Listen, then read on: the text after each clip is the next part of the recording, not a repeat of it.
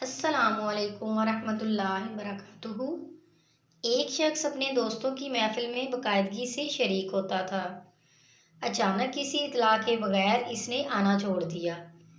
کچھ دنوں کے بعد ایک انتہائی سرد رات میں اس محفل کے ایک بزرگ نے اس سے ملنے کا فیصلہ کیا اور اس کے گھر گئے۔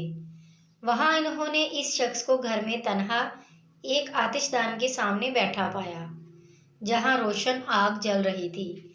ماحول کافی آرام دہ تھا۔ اس شخص نے مہمان کا استقبال کیا۔ دونوں خاموشی سے بیٹھ گئے اور آتش دان کے آس پاس رقص کرتے شعلوں کو دیکھتے رہے۔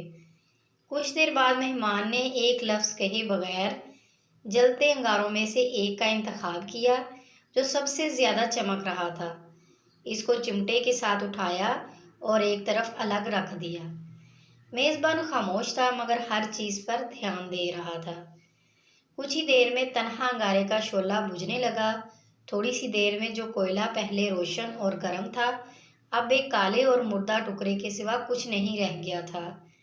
سلام کے بعد سے بہت ہی کم الفاظ بولے گئے تھے۔ روانگی سے پہلے مہمان نے بیکار کوئلہ اٹھایا اور اسے دوبارہ آگ کے بیچ رکھ دیا۔ فوری طور پر اس کے چاروں طرف جلتے ہوئے کوئلوں کی روشنی اور حرارت نے اسے دوبارہ زندہ کر دیا۔ جب مہمان روانگی کے لیے دروازے پر پہنچا تو میزبان نے کہا، آپ کی آمد کا اور آپ کے اس خوبصورت سبق کے لیے بہت شکریہ۔